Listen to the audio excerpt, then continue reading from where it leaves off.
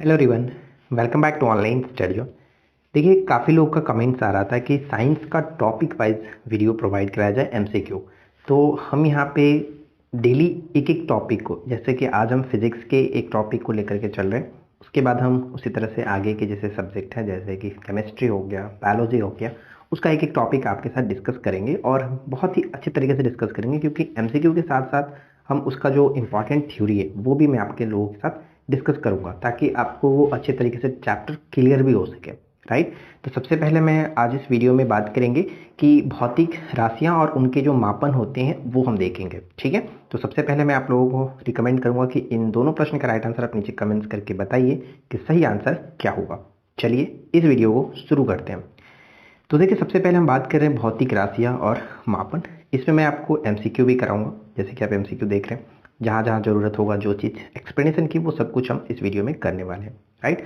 तो सबसे पहले हम बात करते हैं, जो हमारा पहला पॉइंट है कि भौतिक राशियाँ क्या होती है। तो ध्यान से समझिए और आराम से वीडियो को देखिए। चलिए शुरू करते हैं। तो सबसे पहले हम ये समझते हैं कि भौतिक राशियाँ क्या होती हैं और इसमें क्या क्या चीज़ें हमें जानना है।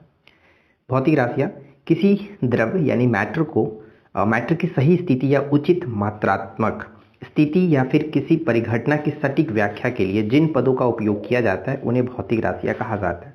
भौतिक राशियाँ बेसिकली दो प्रकार की होती हैं, अदिश राशि और सदिश राशि। आपको ये सब पता है। ठीक है। तो अदिश राशियाँ क्या होती है? सिंपल सा भाषा में हम जानते हैं कि जिसमें दोनों में से किसी एक चीज का होता है, जैसे परिणाम और दिशा दोनों रहता है तो उसे सदिश राशि कहते हैं, और दोनों में से कोई एक हो उसे अदिश राशि कहते हैं। ठीक है। वे भौतिक राशियां जिन्हें व्यक्त करने के लिए केवल परिणाम की आवश्यकता होती है अदिश राशियां कहलाती है। इन राशियों के साथ कोई दिशा नहीं होती। आदि राशियों का सामान्य बीजगणितीय विधि से जोड़ा जा सकता है। ये जोड़ के त्रिभुज के नियम का पालन नहीं करती है। उदाहरण जैसे द्रव्यमान, दूरी, चाल, आयतन, कार्य, शक्ति आदि, ये सब के सब जो है अदिश राशियों के उदाहरण है। जबकि सदिश राशियों में क्या होता है कि इसका उल्टा होता है, इसमें परिणाम के साथ साथ दिशा भी मेंशन होता है। ठीक है। तो यहाँ पे देखेंगे कि परिणाम और दिशा दोनों को ध्यान में रखना आवश्यक होता है। सदिश राशियाँ जोड़ के त्रिभुज नियम का, ये भी ध्यान रहेगा, त्रिभुज नियम का पालन करती हैं। ठीक है। जैसे कि वेग, विस्थापन, बल, संवेग आदि। तो ये सब के सब सदिश राशियों के उदाहरण है। तो दोनों तरफ यहाँ पे अदिश राशि और सदिश राशि दिए गए हैं। आप इन दोनों को थोड़ा सा याद रख लीजिएगा, कौन सदिश कौन अदिश होते हैं। राइट। एक सिंपल सा भाषा में आपको बता दूं, थोड़ा सा आपका हेल्प हो जाएगा। जैसे जो भी आप देखेंगे वह लगा हो जिसमें, वो आपका सदिश राशि के अंतर्गत आएगा। जैसे कि आप बल देख लो, ठीक है, जैसे बल देख लो, वेग देख लो, ठीक है, त्वरण देख लो। तो ये सब जहाँ पे आप देखेंगे वह वाला जो चीज़ आता है वो ज़्यादातर आपका सदिश राशि के अंतर्गत आएगा। ठीक है। संवेग में आपने देखा, विस्थापन में आप देखते हैं, विद्युत क्षेत्र में देखते हैं। विद्युत क्षेत्र एक्चुअली क्या होता है कि ये त्रिभुज के वर्ग नियम का पालन नहीं करता, ये थोड़ा सा ध्यान में रखिएगा। ठीक है। तो आई होप कि यहाँ तक आपको सब कुछ क्लियरली समझ में आ गया होगा। अब हम बात करते हैं आगे के पॉइंट्स को। ठीक है। नेक्स्ट पॉइंट में क्या कह रहा है कि भौतिक राशियों की जो विमाएँ हैं वो देखते हैं। किसी भौतिक राशि की विमाएँ उन घातों या फिर घातांकों को कहते हैं जिन्हें उस राशि को व्यक्त करने के लिए मूल राशियों पर चढ़ाना पड़ता है। किसी भौतिक राशि की प्रकृति की व्याख्या उसकी विमाओं द्वारा की जाती है। मूल राशियों में वित्तीय सूत्र स्वतंत्र रूप से निर्धारित किए जाते हैं तथा व्युत्पन्न राशियों के विमीय सूत्र मूल राशियों के घातांकों के रूप में व्यक्त किए जाते हैं। तो इतना कुछ आपको समझने की ज़रूरत नहीं है, बस आपको बस ये ध्यान रखना है कि कितने मूल राशियां हैं। ठीक है। मूल राशियों की संख्या 7 है, जो कि हम यहाँ पे देख पाएंगे। ठीक है। यही हमारे पास मूल 7 राशियां होती हैं। राइट। जैसे कि लंबाई, द्रव्यमान, समय, तापमान, विद्युत धारा, ज्योति तीव्रता और पदार्थ की मात्रा, जैसे मोल। तो ये सब कुछ आपको बस 7 ये चीज़ याद रखना है। अब पहला प्रश्न आपकी स्क्रीन पर ये है कि दाब की इकाई क्या होती है। तो दाब का इकाई क्या होता है? तो हम जानते हैं कि प्रेशर जो होता है, किसी एकांक क्षेत्रफल पर लगने वाले बल को दाब कहते हैं। यानी किसी एकांक क्षेत्रफल पर लगने वाले बल को दाब कहते हैं। P बराबर क्या होता है? F बाई ए। ठीक है। F बाई ए।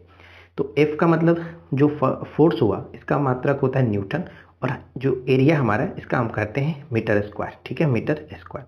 तो अगर आप इसको तोड़ोगे तो न्यूटन प्रति मीटर स्क्वायर, यही तो बन के आएगा, न्यूटन प्रति वर्ग मीटर। यहाँ पे सही आंसर ऑप्शन ए हो जाता है। राइट। अब यहाँ पे देखिए, जो भी इंपॉर्टेंट है मैंने यहाँ पे लगा रखा है, जैसे कि घनत्व का जो होता है क्या होता है, किलोग्राम प्रति मीटर क्यूब, ठीक है, यानी कि किलोग्राम प्रति मीटर केजी मीटर क्यूब, ये घनत्व का मात्रक हो जाएगा। और इसका बीमा सूत्र आप यहाँ पे देख पाएंगे कि Lm के पावर -3। उस तरह से वेग की बात करें तो वेग का मीटर प्रति सेकेंड Lt -1। त्वरण की बात करें तो मीटर प्रति सेकेंड स्क्वायर। संवेग किलोग्राम मीटर प्रति सेकेंड, केजी मीटर पर सेकेंड, इस तरह से होता है। ये याद रखना क्योंकि पूछा भी गया है कि संवेग का जो शुद्ध ऐसा यूनिट होगा वो क्या होगा, तो याद रखना कि केजी मीटर प्रति सेकेंड, राइट। और बल का आपको पता ही है, न्यूटन होता है, न्यूटन याद रखेंगे, या फिर केजी मीटर प्रति सेकेंड स्क्वायर। और इसका जो वीमा है वो याद रखना mLt के पावर -2, ये बहुत बार रिपीट हुआ है। उस तरह से कार्य का याद रखेंगे।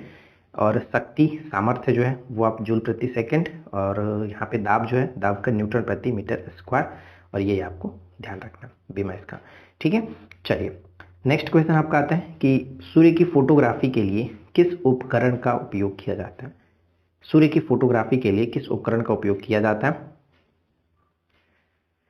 तो सूर्य की जब बात आती है तो वहां पे हम हीलियो एक वर्ड का यूज करते हैं, तो स्पेक्ट्रो हीलियोग्राफ यहाँ पे करेक्ट आंसर बनेगा, स्पेक्ट्रो हीलियोग्राफ।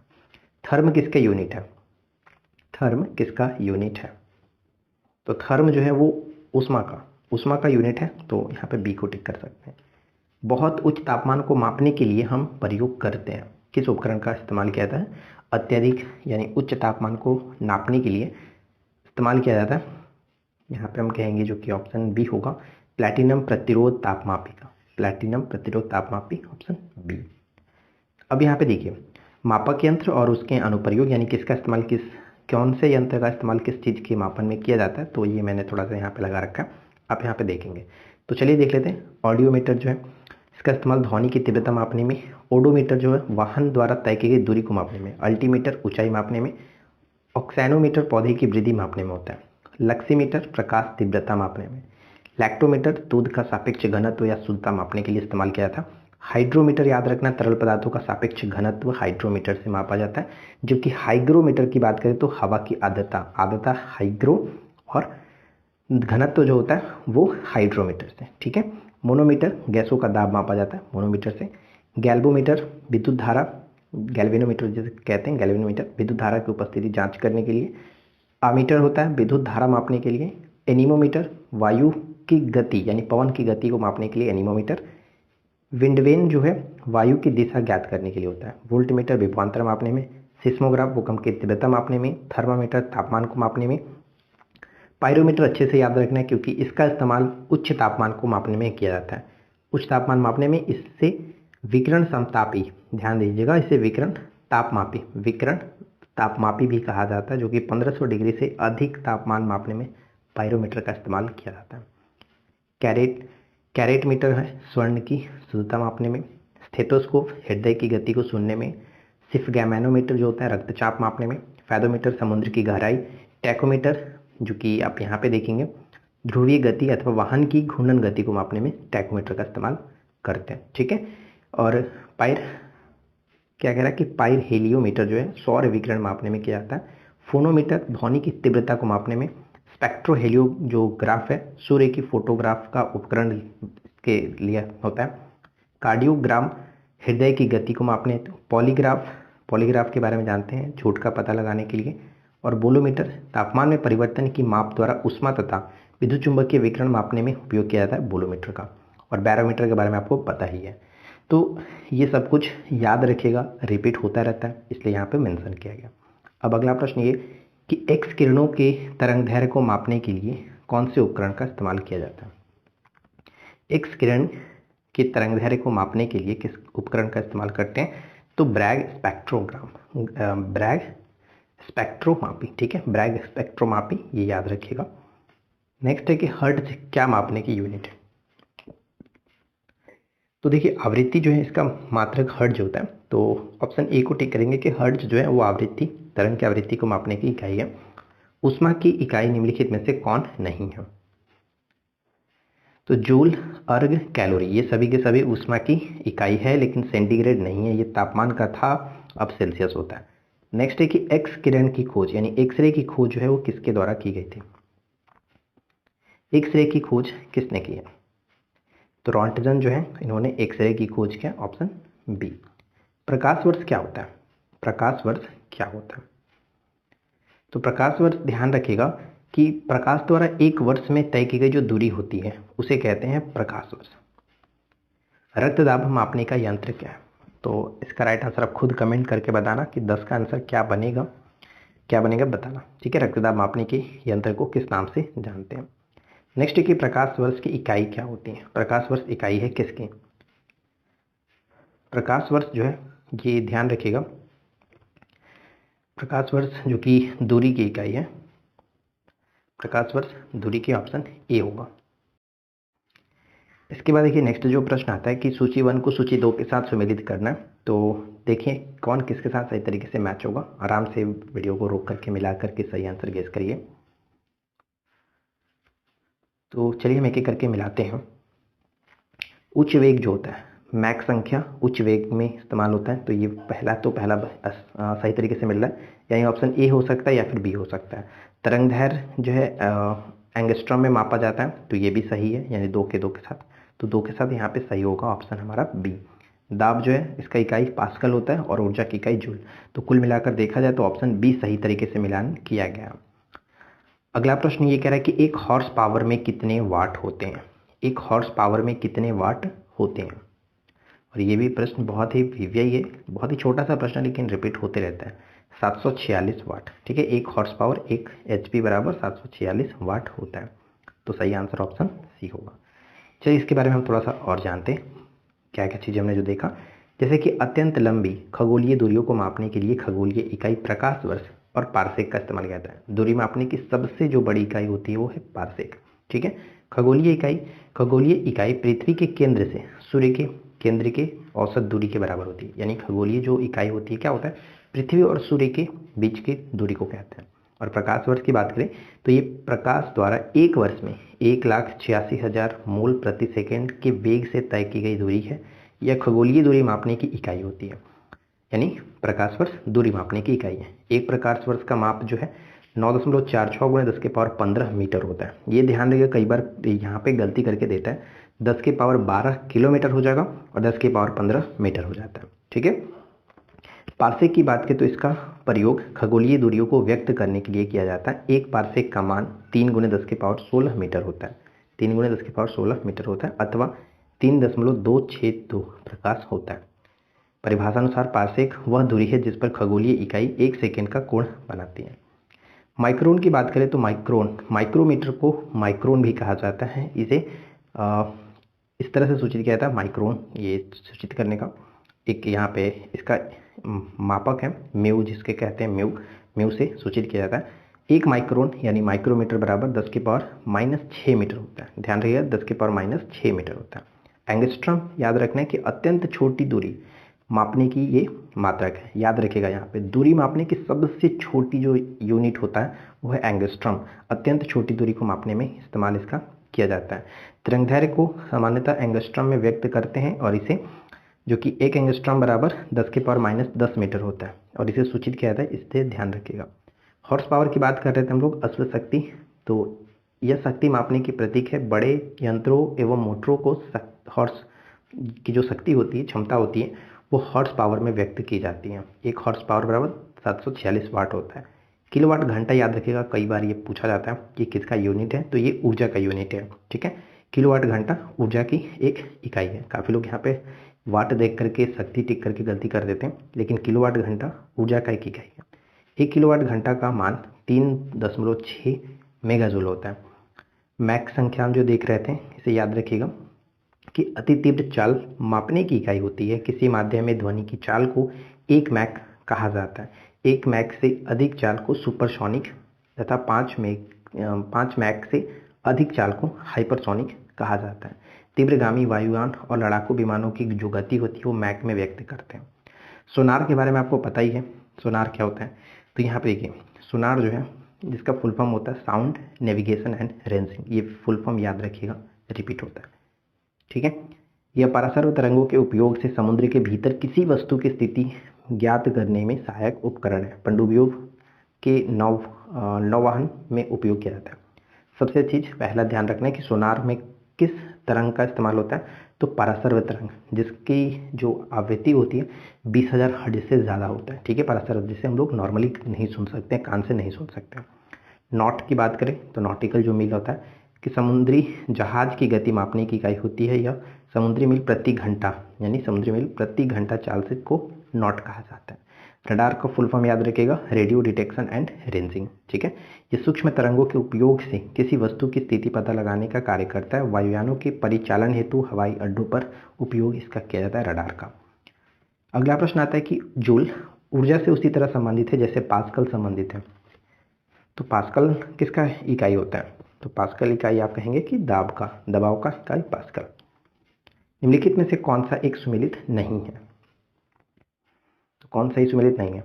डेसिबल का इस्तेमाल होता है ध्वनि की प्रबलता की इकाई मापने में, यानी ध्वनि की जो भी प्रबलता है उसको हम लोग डेसिबल में काउंट करते हैं। शक्ति की इकाई अश्वशक्ति यहाँ पे ठीक ही है। समुद्री मील की बात करें तो नौ संचालन में दूरी की इकाई होती है। सेल्सियस ऊष्मा की इकाई, ये गलत है क्योंकि सेल्सियस जो है वो टेम्परेचर में हम देख सकते हैं, तो ये चीज़ गलत है, ऑप्शन डी। एक पिकोग्राम किसके बराबर होता है? एक पिकोग्राम किसके बराबर होता है? तो पिकोग्राम होता है 10⁻⁻12 ग्राम के बराबर, तो यहाँ पे सी को टिक करेंगे। अब यहाँ पे देखिए मैंने लगा रखा है किसको क्या कहते हैं, 10 की घात। जैसे कि यहाँ पे लोअर परफिक्स होता है और एक होता है हायर परफिक्स। तो लोअर में क्या होता है कि माइनस में होता है, और जो हायर होता है उसमें प्लस में होता है। तो जैसे ऑटो होता है या फिर एटो होता है 10⁻18 लगाते हैं। फेमटो में 10⁻15 होता है। पिको में 10⁻12, यही क्वेश्चन था। नैनो में 10⁻9, और ये बहुत ही वीवीआई है, तो याद रखिएगा नैनो वाला। माइक्रो 10⁻6, मिली में 10⁻3, और सेंटीम होता है -2, और डेसी में 10⁻1।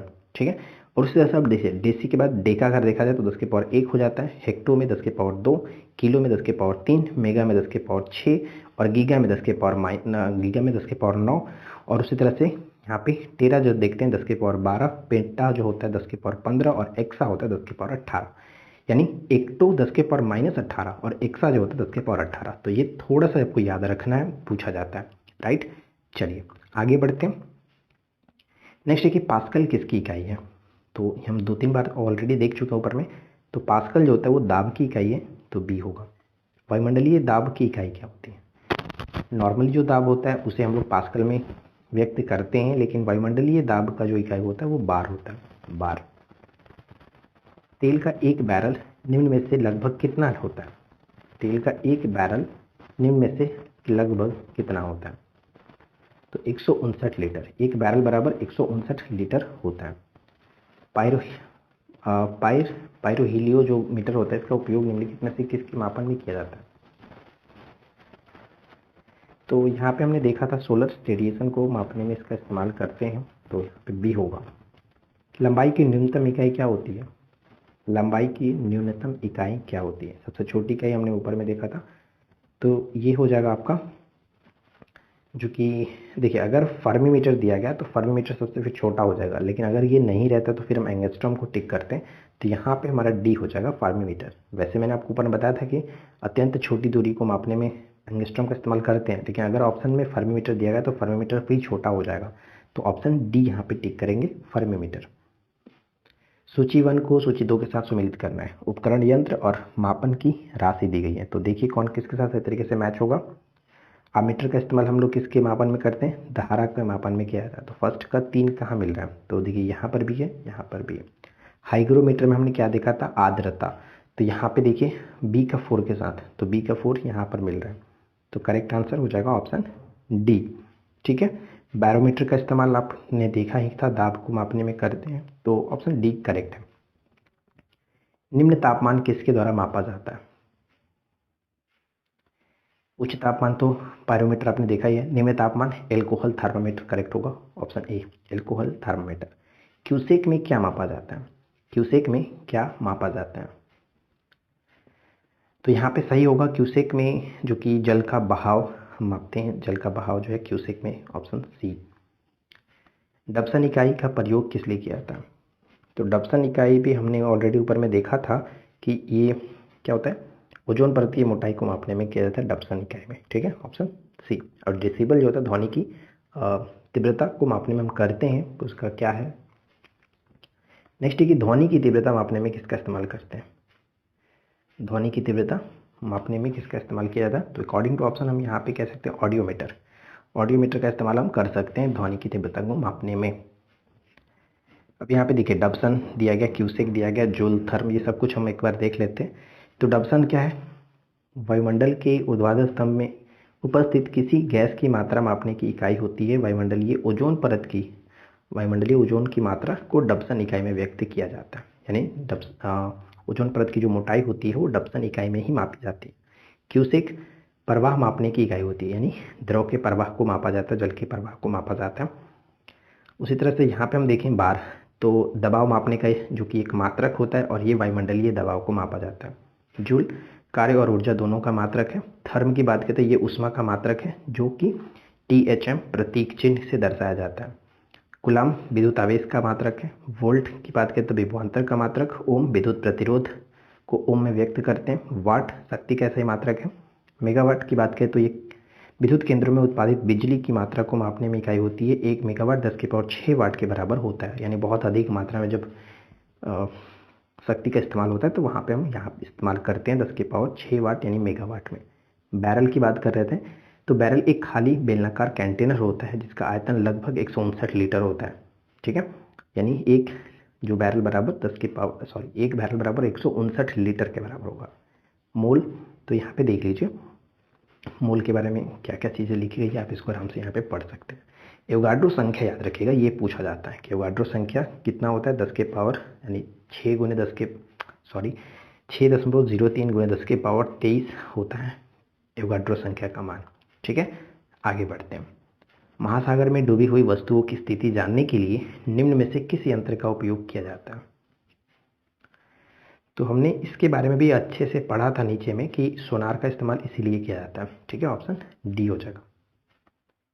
पायरोमीटर किसके मापन में इस्तेमाल होता है। अब यह इसका सही आंसर खुद से आप बता सकते हैं, तो ज़रूर कमेंट करिएगा कि पायरोमीटर का इस्तेमाल किस लिए करते हैं। एनीमोमीटर से निम्नलिखित में से किसका मापन किया जाता है। तो एनीमोमीटर से हम लोग किसका मापन करते हैं, पवन के वेग का। ठीक है, पवनों की जो गति होती है एनीमोमीटर से मापी जाती है। अब यहाँ पे सूची 1 सूची 2 के साथ मिलान करना है। तो त्वरण का ऐसा ही मात्रक मीटर प्रति सेकंड स्क्वायर होता है। तो फर्स्ट का 4 के साथ, तो फर्स्ट का 4 एक ही ऑप्शन में है, तो यहाँ पे हम सी को टिक करके आगे बढ़ सकते हैं। आवेग न्यूटन सेकंड होता है, बल का न्यूटन होता है, कार्य का जूल होता है। ठीक है, नेक्स्ट, निम्न में से कौन सुमेलित नहीं है। तो ध्यान से पढ़िए और बताइए कौन सुमेलित नहीं है।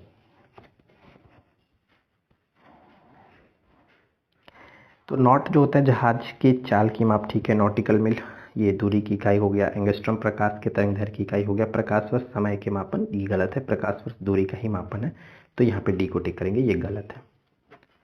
सूची 1 को सूची 2 के साथ मिलाना है, तो चलिए देखते हैं कौन किसके साथ मिलता है।